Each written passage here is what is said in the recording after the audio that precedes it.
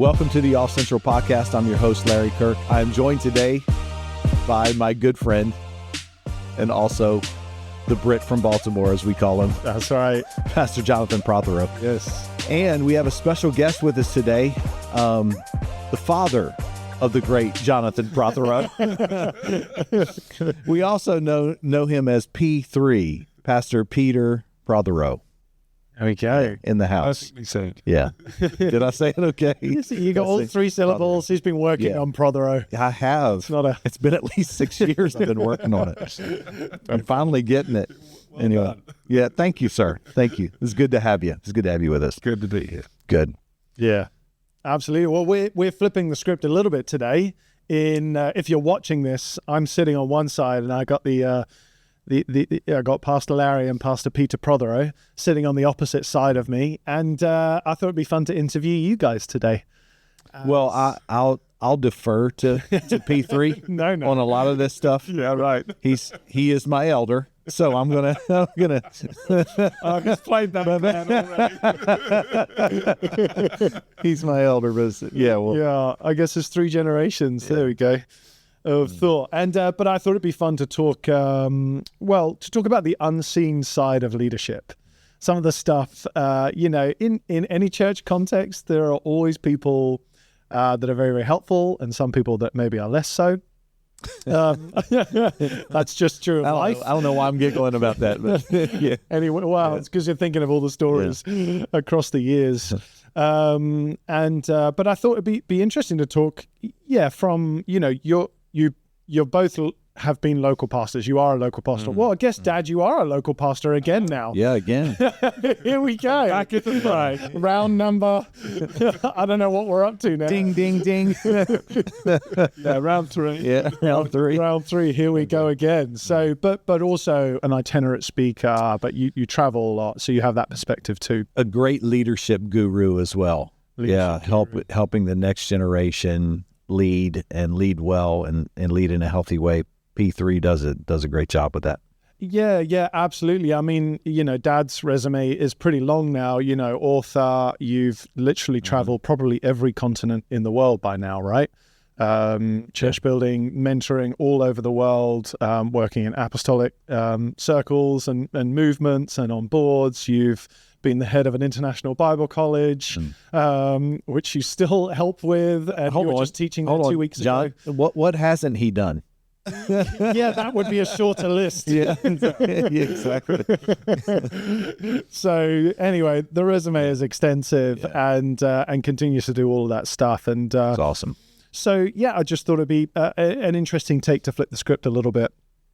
And I think church pastors, it would be interesting to talk about what you think the role of church pastors is nowadays and what they should be, and how the congregation should perceive them. So I was listening to, I forget his name, it's Glenn P., but I forgot the surname. But he was just making the point that there's so much expectation on pastors, and that expectation has only grown over the years. Back in the day when it was the Crusades, it was like every pastor had to be a great preacher, just be a great orator, a great storyteller. And then the expectation became, but be a great theologian as well. You've got to know the Greek and know the Hebrew and just be a biblical scholar and understand all of that. And then it turned into, but also be a great organizational leader. So you need to be looking at the CEOs of Starbucks and Apple and everything that they're doing and mimic it. But you also need to be a therapist, and you need to understand trauma and trauma therapy and all of the lingo that psychologists have, but you also need to be a social activist and mobilize your community, and you also have to be now a cultural commentator. This sounds stressful. I feel like I want to Yeah. This sounds very stressful. It does, and it would be bad enough if it shifted, but they don't shift; they stack those expectations from people, and if we were to strip it right back again and bring it back to New Testament, or bring it back to Jesus, like in your perspective, what are realistic expectations that we should have of pastors, and what are some of the things that you think would be helpful if people just if we didn't make that the pastor's role, it's not the pastor's role, you say, to become your therapist or whatever, or maybe it is. I don't know. Just what are your thoughts on that? I think one of the areas that we have to be forthright with is clarity and being clear, especially of what you just read off is probably an unrealistic expectation of a pastor, for sure. Not saying that there's pastors out there that couldn't do this, that they're super pastors, that there's the less than 1% that maybe could do all those things possibly. I don't know. But I think it's unrealistic expectations to put that on a pastor. But I think the pastor has to be clear of that role as well, and communicate that to the congregation, and communicate that to the board or whoever's hired you, whoever, what's their expectation of you, what you're doing, and when you bring that in. Because I tell people all the time, I'll say, hey, I got one good counseling session in me, and that's it. And if you don't change, I'm sorry, I can't help you after that. I'm him. Yeah. So I'm really, I got one good session for you, and I'll be empathetic, and I will get in there and get in the fray with you, whatever. Yeah. But that's it. There's so many more people qualified to handle this situation or trauma or whatever it is that they're coming in for counseling for, and that's pretty much where my counseling expertise lies, and so it's having the resources then, and I've heard this, and Pastor Pete, you can chime in on this anytime. You can interrupt me if you want. One of the things that I think that I like to do is try to get people, surround myself with where I'm weak, and staff it that way, and not feel threatened, about it, because I'm secure in how God's wired me, and so I need people that are way better than me in that area, and so I'll try to staff that, in that way. Yeah. For me, Psalm 23 and John 10 and John 21 are key scriptures. So lead and feed, two of the key things I think of when I think of pastoral responsibility. And then if you add Ephesians 4 in there, it's a team of people equipping the saints. So I like to tell people, hey, I'm an equipper. And it's interesting, that Greek word katatizo, it actually is translated 7 different ways in the New Testament. So for instance, when John was at the seashore mending the nets, the word mending there is katatizo. And then Galatians 6:1, when a brother is overtaken in a fault, you who are spiritual, restore such a one in a spirit of meekness, considering yourself, lest you're also tempted. Well, that word restore there, katatizo again. And then in Ephesians 4, it's translated equipping. Sometimes you can think of that as training the saints, developing the saints. And in various places in the New Testament, 7 different meanings. Hebrews 11, by faith we understand the worlds were framed by the word of God, and that word framed there. So sometimes the equipping is about creating boundaries in people's lives. Sometimes it's about healing them, restoring them. Sometimes it's about mending them. Sometimes it's about training and developing. That overarching word, equipping, for me is what our mandate is. And then within that equipping, you find a team of people. Somebody has a strength in counseling, maybe. Somebody has a strength in teaching. Somebody has a strength in pastoral care, mercy ministry. And together you are shepherding the flock. And so I always see Paul working with teams of people when he's doing ministry. And I think that's what we have to do. We have to build a team around us and then teach everybody. Well, we're primarily here to feed you and to lead you. So Jesus in John 21 says to Peter, do you love me? Feed my sheep. And so the feeding there is giving them a spiritual diet. You get that in Psalm 23. He makes me lie down. And it's interesting, he makes me lie down. Sometimes leadership is telling people, this is actually what you need to do if you need to get out of this. Sometimes I don't believe in being non-directive all the time. You want people to make mature decisions, but But sometimes when people are immature, you have to tell them, actually, this is what you need to do. And I think that's part of the tension of ministry, isn't it? That making a judgment call on where is a person at in their spiritual maturity. Paul wrote to the Corinthians and he says, you're babes. You should be mature, but you're babes in Christ, and I have to feed you with milk. In other words, I keep having to telling you stuff that you should be learning by now and should be implementing. And you get the same in Hebrews 5. By this time you ought to be teachers, but you need somebody to teach you again the first principles. And so the danger in any church context is that we allow people to stay immature, and the only way to mature people is to confront them with responsibility. And for me, that's a big challenge. And you, of course, you do that on Sundays, but then you get into the whole discipleship process. Well, what processes are we putting in place to help mature people? And some people don't want to mature. Some people want to be like the children of Israel in the wilderness. You know, I'm very content with the manna from heaven and water from the rock. My life is miraculous. Yes. Yeah. You know? And the danger is you use the miraculous to actually validate staying in immaturity. Whereas when they entered the promised land, the miracles stopped and they had to plant. You know, it was a land flowing with milk and honey. Yeah. But instead of giving them milk and honey, God gave them cows and bees. They had to produce it.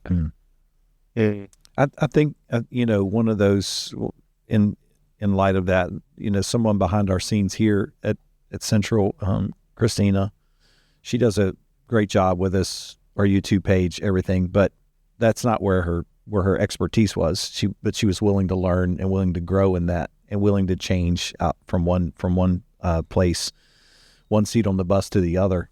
And it just showed great maturity, giving you a shout out, Christina, because I know you're behind the scenes. But just seeing that part of her heart and willing to grow and take the responsibility of those things. And even though there were moments where I really don't know how to do this, but I'm going to do the research and do whatever I can to get better at this, and because this is what's required of me at this moment. And I think it's a lot like pastors. There's definitely times where you have to wear different hats. Yeah. And I do think that even though that might not be your wheelhouse, that it's God gives you a grace in that moment to do it. Yeah. Just even if it's for a little bit of a season, right? Yeah, until you find what Pastor Pete was just talking about, finding that person that can kind of take that part of the mantle of leadership in your church and move it forward in that area. So yeah, and so much Paul talks to Timothy, and he talks about preach the word, but then he goes on to say reprove, rebuke, exhort with all long suffering. And the the exhorting is the great part of it. Yeah. We love encouraging and exhorting. That's the prophetic stuff. That's the encouragement. That's the rah-rah stuff. But the reproving and the rebuking, that's a little harder, Yeah. That's about telling people where, hey, this is not what you're doing right now is not good. You need to do a rethink here. And sometimes people just get offended. You're trying to help them and they just get offended. Yes, yeah. Like it isn't your responsibility when it is. But I feel like it's like your kids.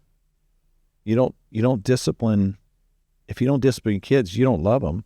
Yes, yeah. I mean, you want their life to be course corrected in such a way that they turn out to be productive adults, when they get older. Yeah. And it's the same way with the church and church leadership. It's the same way. Like if we don't correct staff or correct volunteer leadership, whatever, if it's not done, that means you really don't love them, because it means you don't want the best for them. Yeah, I like the language you used there earlier. Course correct. Like we go on the journey. Right. We don't wait till people are mature before we trust them with ministry responsibility. We trust them with ministry responsibilities, and in the process, yes, amen. Yeah, they mature. Yeah, and that's risky because you end up with two of your best disciples going away and saying, "Jesus, we'd like to call down fire on this village because they don't want you and they're meeting us." and we'd like to destroy them. Or we want to build a tabernacle on the mountain and just hang out here for, You, Moses and Elijah. Yeah, we got this. Yeah. We're going to charge. Yeah. Right. Exactly. And all the money will go to missions. Yeah. So good. Well, it's an interesting perspective because, pastors, like you're saying, are different from therapists. Therapists aren't necessarily there to course correct. They're there to help you figure out the path. But a pastor isn't a therapist. You are there to give advice or to give wisdom or to give insight or challenges or to push people. That's what leadership. I think I've heard, actually, maybe it was Sam Monk years ago who said that's what leadership is. It's forcing or helping people to go where they don't want to go. Otherwise, you wouldn't need leadership. But there's a consequence of that, and there's a couple consequences of doing that long term, and which leads into kind of my next question, which is on loneliness in ministry. That as you're helping people navigate life, there's automatically already a separation. Because the pastor is meant to have already figured out this path, and now they're helping lead people on that same path. And I'm really interested in you talking about how you've dealt with loneliness as a pastor in building relationships, because as soon as you take on the teacher role, there's a power differential there. So the relationship is different from true friendship or ministry relationship. And so how have you avoided, I guess, burnout and kept really strong, genuine relationship where people actually know Peter or Larry, not the pastor, not the title, not the office, but the people? Was Well, the way I've done it, I'll defer. I've tried to create peer friendships, and that's often with other leaders in ministry. And sometimes you get people in the church that, because of the nature of their calling. So I have a friend of mine in our church who travels extensively around the world because he's a top researcher with Procter & Gamble. He's just retired, actually. But because he was fairly distant from the regular workings of the church, but part of the church, and we struck up a great friendship. He's somebody also I could be very self-disclosing with. So when we had a difficult time where we had to move from a house and to downsize, and you remember that season, he took in one of our kids into his house, and she lived with him for a season. And that was a personal thing that I could go to him in friendship and say, look, I'm really stuck. So it was that combination of people who are in the church, but were sufficiently distant from the workings where we could have a genuine friendship, and yet were part of, and then other people completely outside, but were peers who are also in ministry and taking responsibility. And I think that kind of level of connection really helped to sustain. I never felt lonely long enough to feel like I was abandoned.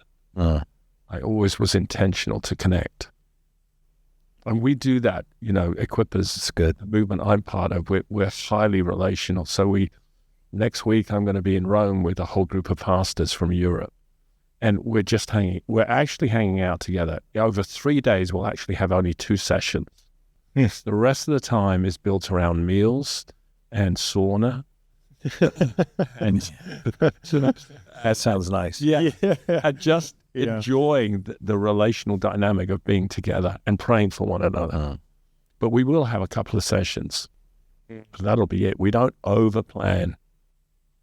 And I think the danger is when pastors get together, it becomes about meetings and more teaching and more sessions rather than, hey, let's build in. So when we have a pastors gathering, the very first thing we do on the first day is we all go out for a meal together. And that's it. That's how we kick off our pastors gathering. 4 hours of just eating, laughing, being together, and then getting into it a bit the next day. It's so good. I haven't done that well, actually. You're going to teach others how to do it. Yeah, because I didn't do it. Yeah, because I've suffered through it. Because I think within what you would call our denomination in our church, like there was none of that relational side.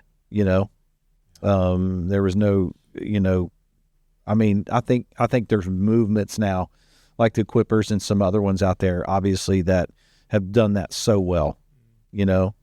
I mean, I can probably hang my hat on one or two people. That's it.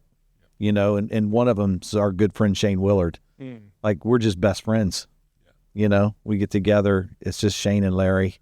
But even those relationships have been so vital to your continued being able to continue doing what you do. For sure. Yeah. Yes. Totally. And that's helped tremendously, especially when you ask the question about, being alone and things like that, because it is a lonely trek, in a lead pastor role or whatever, because,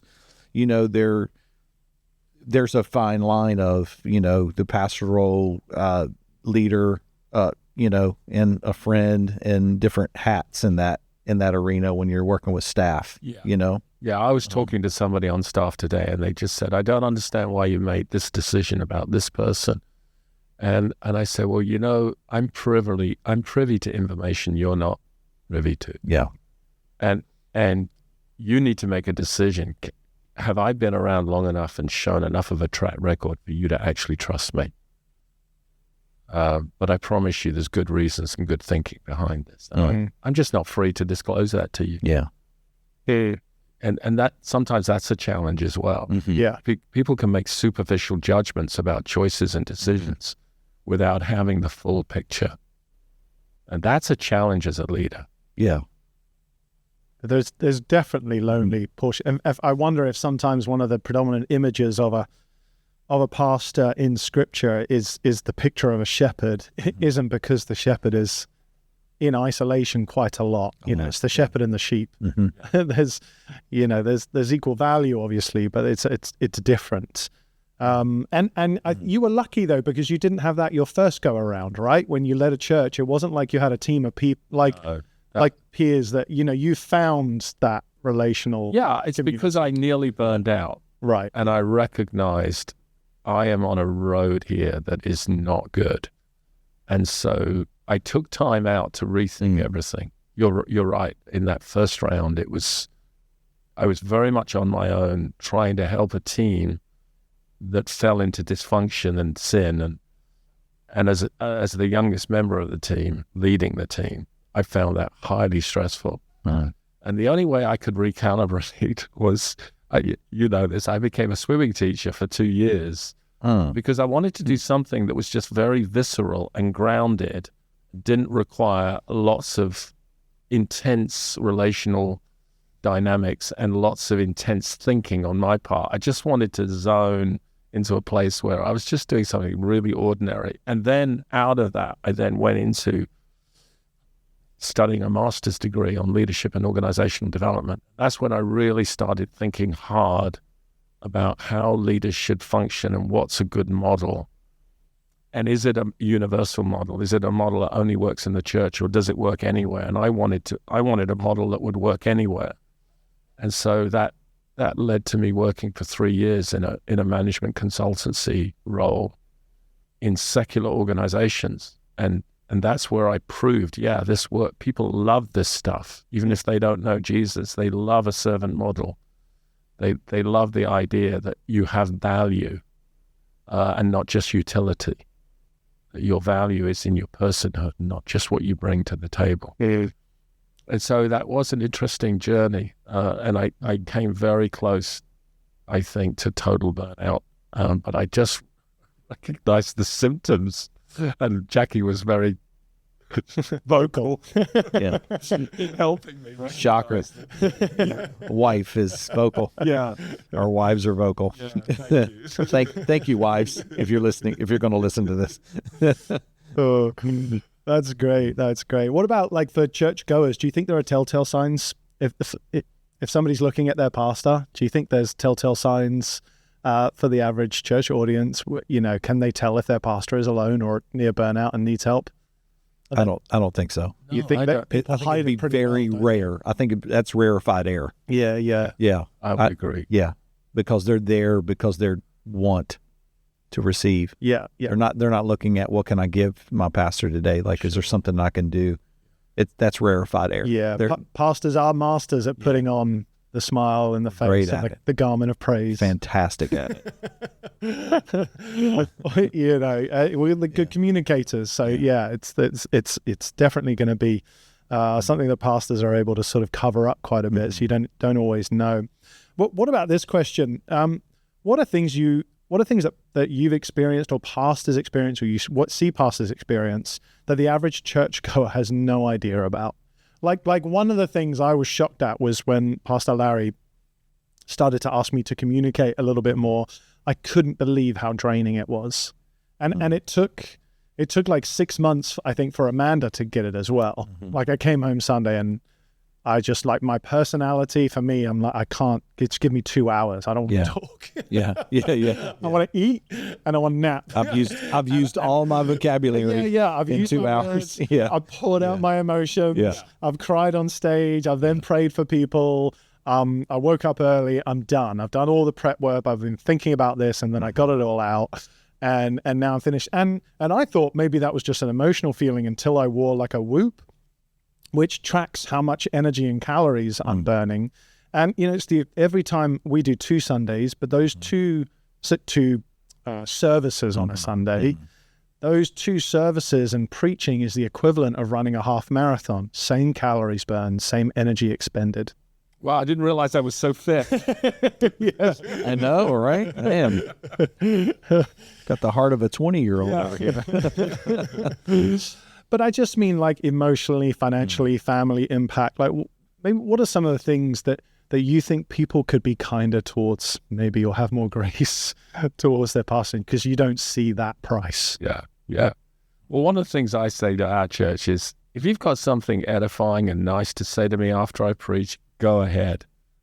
And I said, if not, put it in a text and I'll read it in the middle of the week. not 2 minutes after I got off the stage. Exactly. Yeah. And I'm trying to teach our team the same thing. I said, look, I don't care what goes wrong on Sunday. We will not do an analysis on Sunday. Yeah. We won't do that. That's right. Because people are trying their best and giving their best, and stuff goes wrong. But what we will do is we'll thank everybody. We'll celebrate the wins that we did get that day. And then during the week, we'll sit down and we'll say, okay, how could we have done that better? And the only purpose behind that, from my perspective, is learning. So we don't want to repeat a mistake. So what can we learn from that mistake? Not to guilt people or shame people or say, you didn't fulfill your responsibility, but rather to say, okay, let's have a look at what went wrong here and how can we do this better next time? And I think if you bring that to the table, it's always helpful. But I don't think people are used to that. It's like, I just want to give you a little feedback. In other words, you want to spill how you emotionally feel right now to me. I really don't want to hear it. Thank you very much. Put it in a kindly worded email. Thank you. Yeah. Paul talks about Ephesians 3 again, that it might minister grace to the hearers. Let no corrupt communication come out of your mouth. And I think sometimes, we think we're maturing people and helping people, but you have to choose the moment when you're going to give feedback. It's wisdom, right? That has any kind of sharpness to it or critique to it. You've got to choose the moment. And actually, are you the person best positioned to do that? Maybe not. Maybe there's other people that this person is already accountable to who've already got it. Yeah, usually not. Yeah. And so when people say to me, did you notice that? I say, yeah, I noticed it. I'm dealing with it. Leave it with me. And that frustrates some people because they want to have a voice. It's like, yeah, you want to have a voice, don't you? That's called complaining. Yeah. Murmuring. Yeah.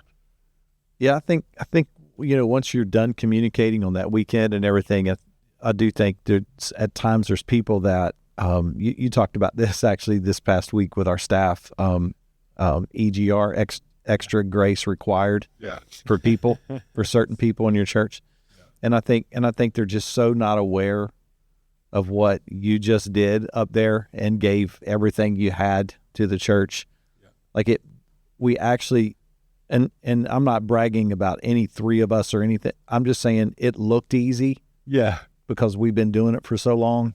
But it's not easy. No, it's not. And you're giving your all, and you're feeling moved by the Holy Spirit, and there's just moments, and you're even struggling in your own mind when I'm up there like, man, I should have said this, or I should have said, you beat yourself up anyway. Totally.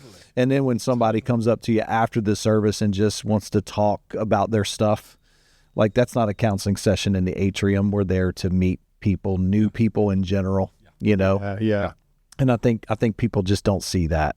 They want to talk to you, they want to bend your ear, and if they just use a little bit of awareness about it, that it would be so much easier on the pastors out there. Again, if you want to have a counseling session, set that up through the week. Yeah, totally. Absolutely. I mean, we do you think there's other low-hanging fruit though, in terms of the way, like things that just people don't see that goes on in a pastor's life or family life or financial struggles? Yeah. That you just kind of hoped that people would have greater awareness about. Like if people understood what this pastor goes through or what pastors go through every single week, there would be a bit more grace. I mean, is there something obvious to you? Well, getting a church to pray for you as the pastor, one of the things they say to me, well, what is it you want us to pray for? I said, well, look, we're essentially all about people. We care about people. Uh-huh. We care what they're going through. We care what they're living. We carry you. That's what shepherds do. They literally carry the sheep if necessary. They go and seek out after the sheep. And it's just to say that when things are sweet at home, there's provision, there's adequate provision so that you're not stressing about where the finance is coming from. I mean, I come from a European context where when I was growing up in ministry in my 20s, the basic attitude in Europe was this: Lord, you keep him humble, we'll keep him poor. Yeah. And he'll trust you for everything. Yeah. And it's like, that's just, I know lots of kids who didn't want to go into ministry because they saw the way their parents suffered financially and things like that. And I think things have shifted now in Europe. And I think America has been a great positive influence in that way, actually, about pastors. Yeah. But it is about somebody saying, hey, how are you able to meet the needs of your family? And sometimes you can see where someone's living and you can know, wow, that must be challenging. Like for us with 6 kids in a 3-bedroom house, it was rack 'em and stack 'em. It's unbelievable. Yeah. And, if people came to my home, they saw it. And it was like, okay, he's facing some challenges here. I'm not going to add to his stress. Yes. Yeah. So I think there is some low-hanging fruit if people just are obvious to look at it. But in those practical areas, how is he living? What car is he driving? I remember one time a visiting speaker got up, and I actually wasn't there that Sunday. And he said, are you aware that your pastor has holes in his shoes? And that's the only pair of shoes he has. And it kind of went really quiet in the church. And I think we got a great offering from this that week. I was able to buy some outfits and things. Yeah. But it was he brought it to Awareness to it. Yeah. That's the thing. And it's like, well, where are the stress points? And without bleeding all over people, you want them to know that you're facing this with a faith disposition. Right. But that's where I think we've worked hard so that whether you call it the board or whether you call it an eldership, I like to say to those elders, your primary responsibility before the flock is looking after your shepherd, master. Yeah. Making sure you know enough about his world and what's going on in that you're really covering him.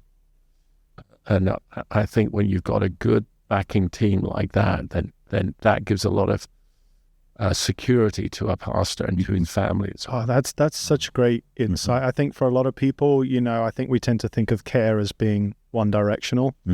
Only coming from the pastor, but what structures are there in place for care to be reciprocal and not just unilateral, heading one way? Yeah.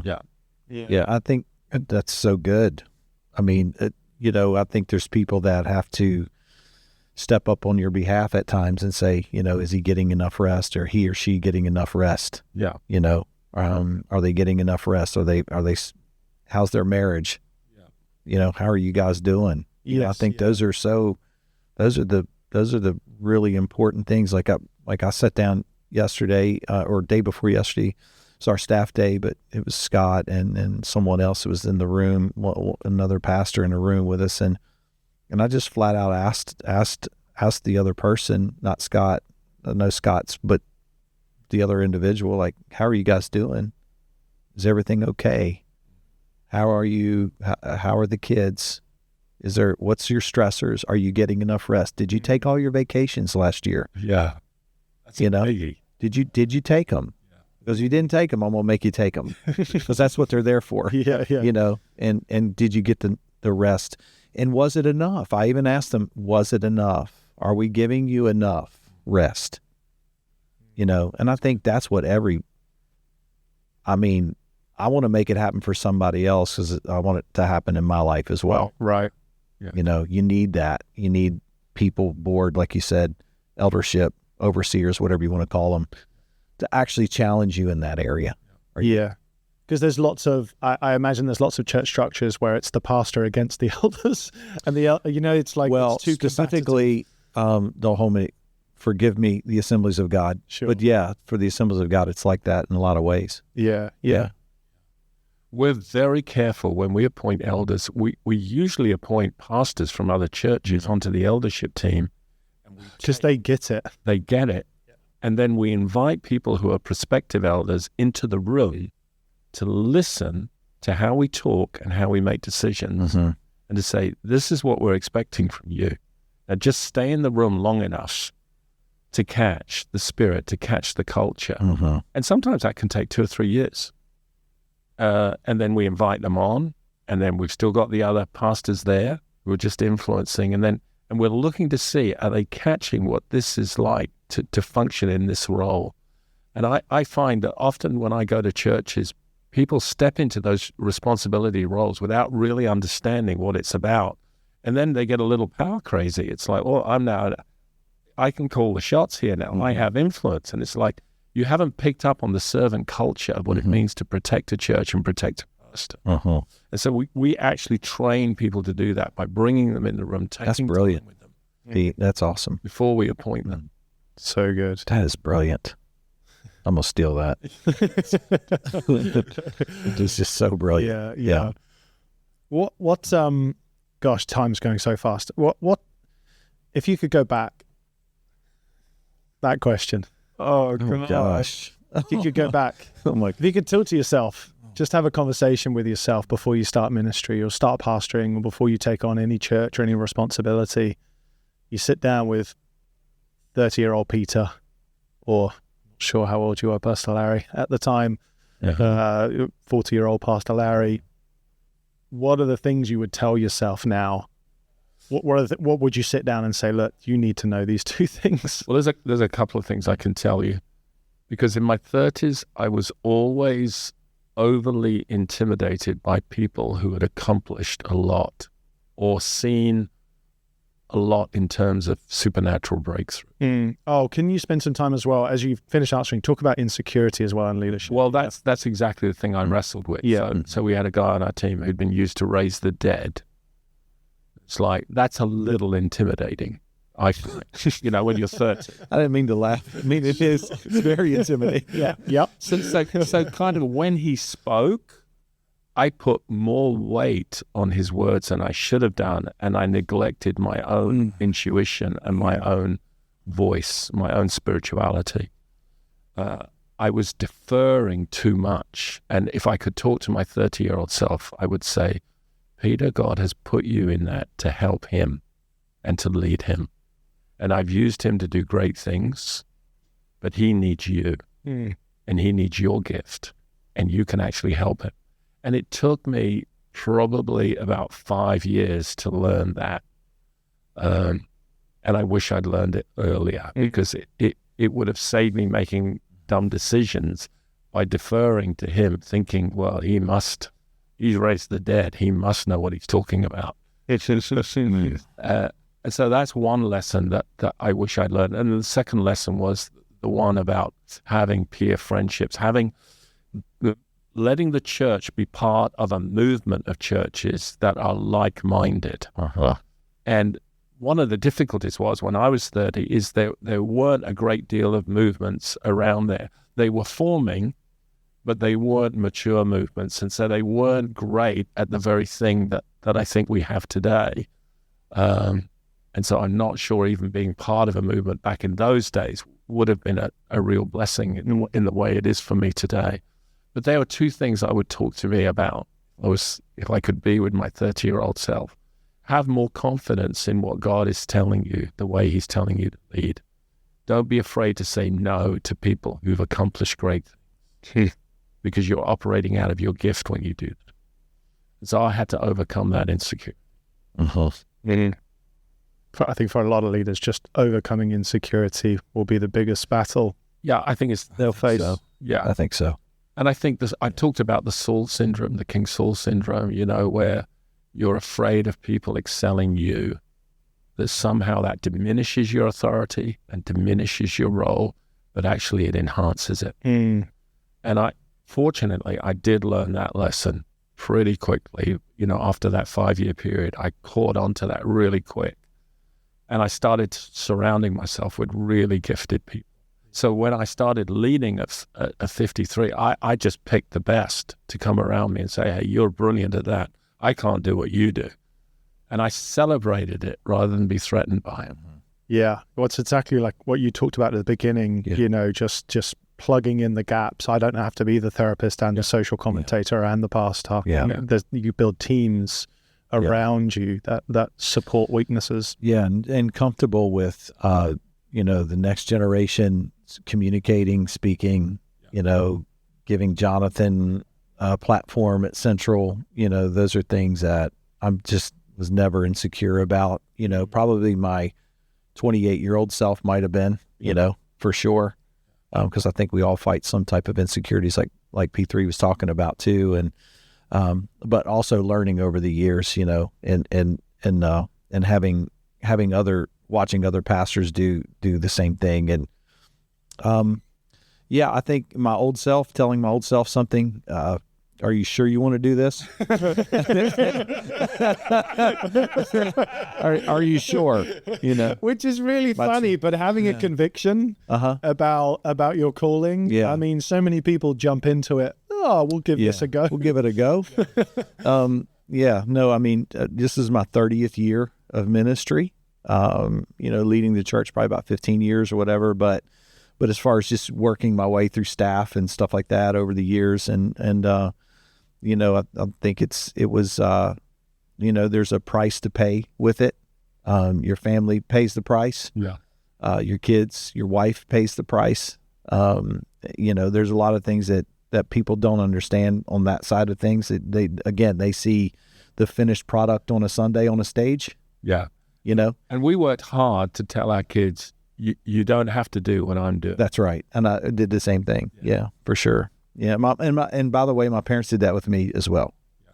Larry's got his own road. He's going to do what he's going to do. And, we're not putting the pressure on him, to do anything like that. So we tried to do the same thing with our boys. And then there's times where we've done that with our boys, and we're like, well, did we go too far from the other side to push them away from ministry, or did you know what I'm saying? You kind of second guess something like that a little bit, because they all turn out different. But and listen, my boys are great, so I don't want to. If they're going to listen to this, I don't want them like, wait a minute, Dad, you said no. I love the lanes you guys are in. You're in your lane. But with that said, I think there's so many things we could go back and talk about when it comes to that subject. The old, Larry, what would that look like? And I think it's I think one of those areas is just asking yourself, is this truly because what you're going to be in for is not going to be easy. It's going to be very difficult. You're going to have some pain in your life, and at the end of the day, Pearl and I talk about this, and we going back to what you shared earlier about loneliness. We've really tried to work hard on that, like trying to develop relationships with people, even outside the church. I have some gym friends. Yeah. They know what I do, but I have gym friends. Because we just talk about stuff. They're not asking me to pray for them and seek God for this particular thing. And there's moments where it's allowed that space to happen, or me share something with them in that area of their life. And because they go through stuff, even though they're not church people. But yeah, it's developing something outside of that. That I don't. Here's the thing: I don't want my identity in what I do to be the very thing, for my future. That's not pastoring a church. I am Larry Kirk, Christ follower, lover of my wife Pearl, with 2 boys. I'm Jesus first, and all the other stuff, the gift, the call, whatever, that's all secondary to me. Yeah. And I love that you are connecting with guys at the gym, and I think everybody should have a part of their world that is just, not always church. Yeah. Not always other believers, we're salt and we're light. So, where are we engaging with community? Where are we engaging with people? And, Jesus engaged with a lawyer and just said to him, "You're not far from the kingdom of God." And so he's mixing with the crowd. He's mixing with people on the periphery and on the edge, and he's putting himself in places where he can be misunderstood. So he gets the reputation of being a glutton and a wine bibber. And you don't get that reputation unless you're around where there's a lot of booze, and a lot of food. It doesn't mean you're indulging, but it just means you're in those environments. I love that about Jesus, and I think the more we can do that kind of stuff, the better. Yeah, he's very connected into his community and not just his disciples, but he was at the weddings, he was at the parties. Find your tribe. If you're a pastor out there, find your tribe of people. Find your people that's going to encourage you. Not have a measuring contest of who church is bigger than others. You know what I'm saying? Like which is just another insecurity. Which is another which create that's not relationship. Find people out there, and there are movements. There's incredible organizations, and there's groups of pastors that love that find that tribe, of people. Yeah. Well, we're nearing the end, so I'm going to finish on maybe more of a visionary. This podcast has been a little bit more for the pastors out there, but just a final question, maybe more on sort of a visionary topic. What do you think the church will look like in 20 years, and how do you think leaders need to prepare? Particularly young leaders, what do they need to prepare for some of the challenges coming up over the next 2 decades? It's going to change. Yeah. Is that pretty? It's going to pretty change. Spot on. Right on. Are you seeing more people switching back online, or actually online will die? You think small church, big church movement? Listen, I think it's all the above. Yeah. And I think you just have to be willing to shift and move and not be stuck. How many times, P3, you've seen it, Pastor John, you've seen it, pastors get stuck, their church gets stuck, the church dies eventually. And I think COVID brought 10 years of just fast forwarding, acceleration of churches dying. And the churches that died during COVID that was 10 years away anyway. I think you have to shift and change, just like you have to pivot in those areas where the world was flipped upside down. What are pastors going to do? What are we going to do? Yeah. Well, our redheaded stepchild, as you know, was online. That was we did not do well online. We just put the camera on and just there it went. That was our online. Sound was awful. Sound was terrible. Nothing. No mixing things for the online experience or anything like that. Whatever came out came out. And what we realized, we had to pivot, shift, change in that moment. Move resources, move pastors into roles, take them out of other roles, boom, move them here. And I think it's just your willingness to change. Again, the mission's the same. Yeah. Leading people to discover who Jesus is and help them fulfill their purpose in Christ. And that's the mission, but the methods are going to change, and you got to be willing to pivot. Yeah. I think one of the biggest things we're going to wrestle with in the future is the whole AI thing and technology. I'm trying to help younger leaders do the hard grafting of reading the Bible and knowing the Bible. Like I can be with a group of 18, 20-year-olds, and I say, turn to Matthew. And instead of turning to Matthew, what they do is they get out their iPhone and they type in search Matthew. Yeah. So if you gave them a physical Bible and say, let's turn to Matthew. It's like, well, it's in there somewhere. Is that important, you think? For Well, I think having a sense that the Bible has structure to it, and it has internal relationship to one another in the books. And I think if there's one thing I would say to younger leaders is don't always try and take the shortcut. A friend of mine, he said, hey, look what ChatGPT can do. And he said, create a sermon for me with 4 points, and here are the headings of the 4 points, and give me all the scriptures that are relevant for it. And blow me down if within like 90 seconds there was a sermon. And I read it and I thought, this is actually pretty good. Yeah, 9 seconds nowadays. Yeah. Wow. And my worry is that we create too many shortcuts instead of doing the hard grafting. Paul talks about laboring in the word. Study to show yourself approved. And I think one of the biggest challenges we're going to face in the leadership of the future is people taking too many shortcuts. And then what'll happen is you'll get success with that, but then you have to face the reality of life and the reality of ministry. And it's like you took a shortcut to get there. And now you don't have the character to keep you where your shortcut took you. And so for me, it's about those discipleship processes, not shortcutting them. And I think that's going to be a massive challenge in the future.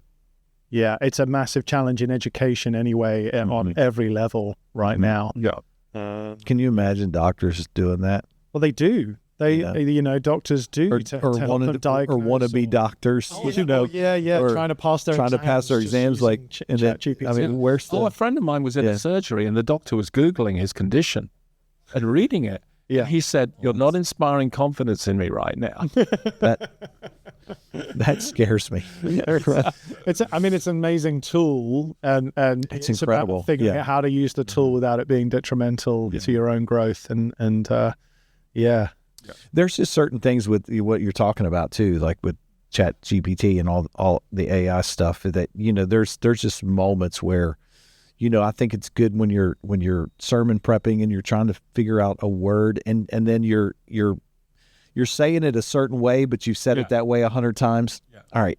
How can I say this different? Yeah. Because it still needs to be said. Yeah, that's good. Without, that's using it as a tool, isn't it? Right. A tool instead of relationship with the Lord, and getting inspired by the Holy Spirit and working in your life, like you're talking about. Man. Yeah, that's hopefully how people are still prepping, listening to the Spirit. God, what do you want to say to your people? Yeah. Not ChatGPT. What do you want to say?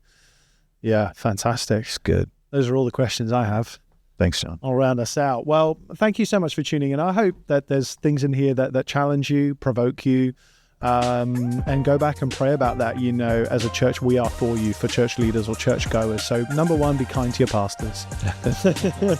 And number 2, if you're a pastor, be kind to your people, lead them well. But I hope that some way this has helped train you and equip you. And if you can go ahead and please hit the like button if you're watching this on YouTube.